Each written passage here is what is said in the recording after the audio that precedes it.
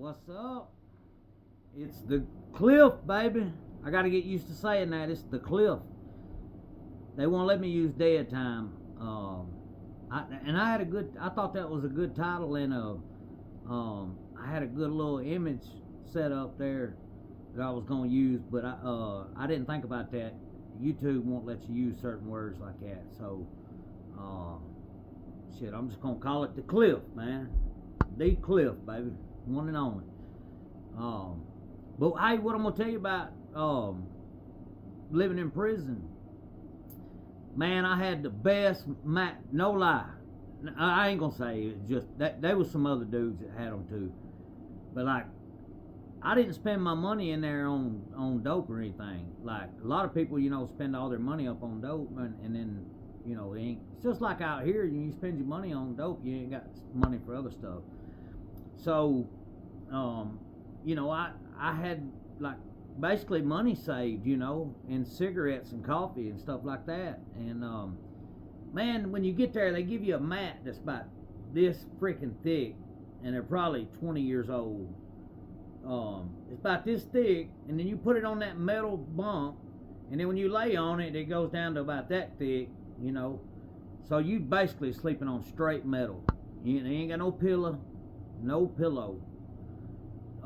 In the wintertime, they gave you an old white jacket that you could hold it up and go and feel the wind come out the other side of it. I don't know what kind of material it was made of, but anyway, you take that an old timer showed me this.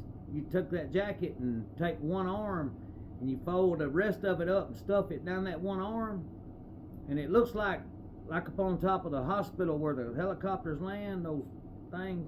Anyway, but during the wintertime, you can make a pillow out of your coat or whatever. But I was in the dorm one day, and I noticed this dude. He was a baller. He had a lot of money in there, he run store and all that. He had like 50 or 60 bags of coffee and all that at one time.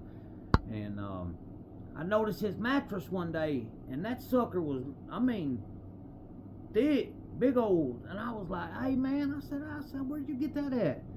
He said, you gotta buy it. I said, well, where at? He said, go down to the maintenance shop. There was a dude down to the maintenance shop. Matter of fact, old sissy dude. He was cool though. I went down there. I said, hey man, I want to get one of them Cadillac mattresses.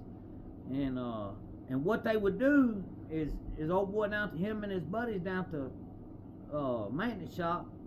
They would take the sewing, the lining out of the end, and then they would take like 2 or 3 more and cut them open, and take those mattresses and stuff down in there, and they would make about 4 or 5 in one, and then sew it back up. This no lie, I had to pay $40 for it in prison items. So it was like I had to pay. That was a good chunk in there.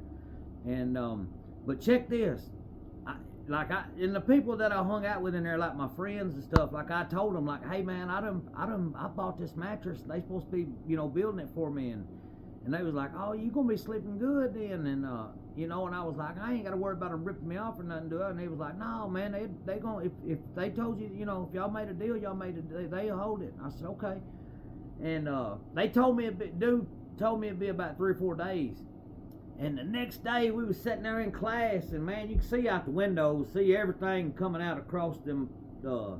It's got a track around it with a thing across the middle and 2 on the angles and all that. Anyway, but you can come from the maintenance shop on a straight angle to my dorm. It goes straight across everything by the softball field and stuff. And look, this mattress was so damn. Even the ones they give you to begin with, that's only this thick, were heavy, but this damn mattress was so heavy that they had to put it on they got these carts in prison, like sort of like Lowe's, but it's got handles on it and wheels, and it's about 4 or 5 feet long, and it's just flat where you can lay stuff on it. And man, look here the mattress was so heavy they come pushing it across the camp. And the dudes in the class with me was like, Cliff, that's your mattress, man. Look, here it comes. And I was like, for real? And they was like, yeah, that's gotta be, that's, hell yeah, that's yours. And I was like, you seriously? And they was like, yeah, boy, they coming right here with it. Sure enough, man, here they come. He come on in there, and dude was like, Cliff, he's like, here it is, man. And I'll never forget throwing that big boy. That son of a gun was heavy. I mean, heavy, boy. But I throwed it up on top of the rack, man, and that sucker was sticking up about that far. Oh, like everybody else was below the metal. And mine was sticking up about that far, man. I got up on it, and I was like, oh, God. Hey, man, listen, for real, you don't even know. But, so anyway, I'm in there chilling, sleeping good, got me a Cadillac mattress, and ain't had no problems. Nobody, ain't none of them police come by and said nothing about it. You know what I mean? Like a couple of them seen it. They really supposed to take it from you, and they can write you a disciplinary. You know what I mean? But anyway, nobody ever said nothing, man. I got away with it for a long time, like 7 or 8 months. And then one day, this big old lieutenant lady, she was short, big old lady, and she come down there, and they was shaking us down, and she come walking through. She stopped at my rack. She looked at that mattress. She said, "Whose mattress is this?" And I said, "That's mine." She said, "Hey, where you get that at?" I said, I said they gave it to me when I come in. She said, "You a lie.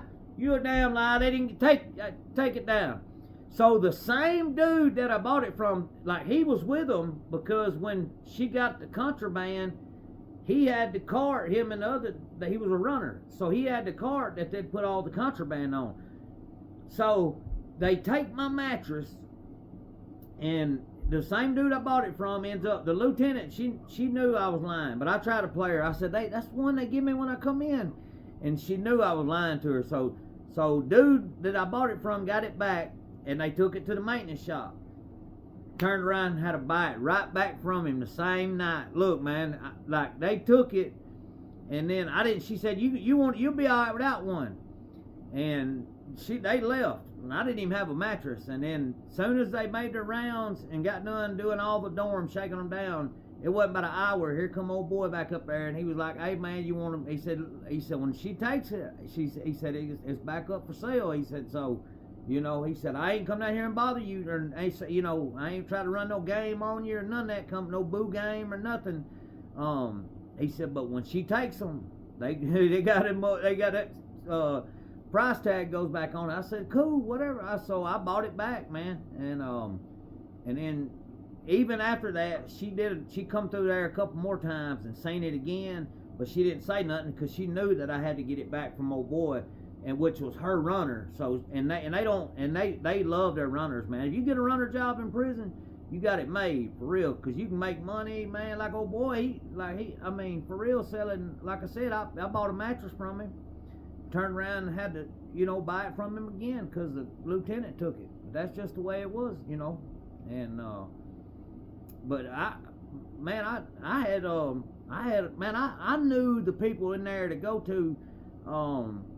Like, when I finished SAP, we was in this dorm, and there's a brick wall in the middle. There's like 200 other people over here, and then on the other side of it, like 200 people or 100 people. I can't remember how it worked, but there's a brick wall, and like all the people that was in SAP's on this backside, and the other side's called Aftercare, which is a program you take after SAP. So, when it come time to go get done graduating SAP and move over to Aftercare, there was a big runner that lived in my dorm. He was a runner for the sergeant and them, and the captains and them, and it turned out he was from my city, from Huntsville. So he liked them. He liked them boys. He did. He had him 2 or 3 of them. He had 100 years. So he said he didn't care. But anyway, he was a runner, man, and he could get anything done. You just had to pay. He kept his word, man. We did business. I wanted to stay in that dorm and go to Aftercare, and to get in Aftercare, there was these 5 dudes. They had that Aftercare side of the dorm locked down, where they was the helper for the teacher. Well, what they was doing, they was off in Birmingham, and so they would charge you to get in that class. They would charge you like a crate of tops. and then all they'd have to do is go in there and tell the teacher, hey, put Clifton down, you know, and then you in the class. Well, some of these boys that was wanted to stay in aftercare and keep the, like, because we all had a good group over there, and we all wanted to stay together and do aftercare. And well, some of them boys that spent their money on dope and stuff, like, they didn't have extra money to buy their way in. So, like, I was already good. I'd already paid the dudes from Birmingham and secured me a spot, a bed. But what I also done is I was slick. I backdoored. I went around back on my side, and the runner, old big dude, was. I went to him and told him, look, I said, look, man, I said, I already paid to get in that class. I said, but if something goes wrong, I said, can I make a deal with you where I'll pay you a crate of tops now, and then if something goes wrong and they don't keep me in aftercare, I'll pay you for a bed swap. He could get, man, listen, you pay him, and he could go down there and get the sergeant to put you on any bed in that, any dorm, anywhere on that, anywhere. Like, he had it like that, no lie.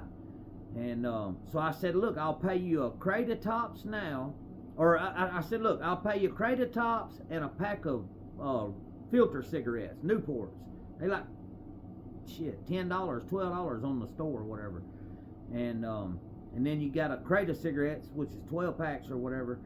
So I said, look, man, I said, I've already paid over there, but if something happens and it messes up, will you get me a bed swap? And as a sign of good faith, I'll go ahead and give you a crate of tops now. And if something happens and I need you, then I'll pay you the cigarettes too, you know. And I said, but I'm going to go ahead and give you the tops now. And then even if I don't need you, you still keep the tops.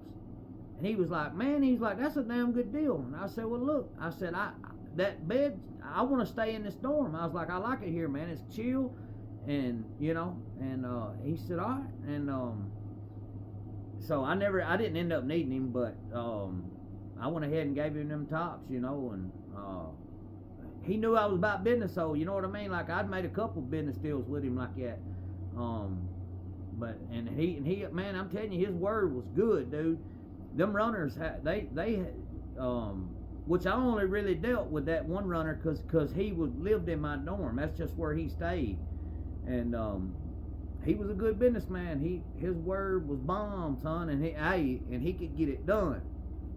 He used to come in there some days and be eating on spaghetti and Chinese food and stuff like that, where the sergeant would bring it and give him some food and stuff. Like, he had it made in there, man.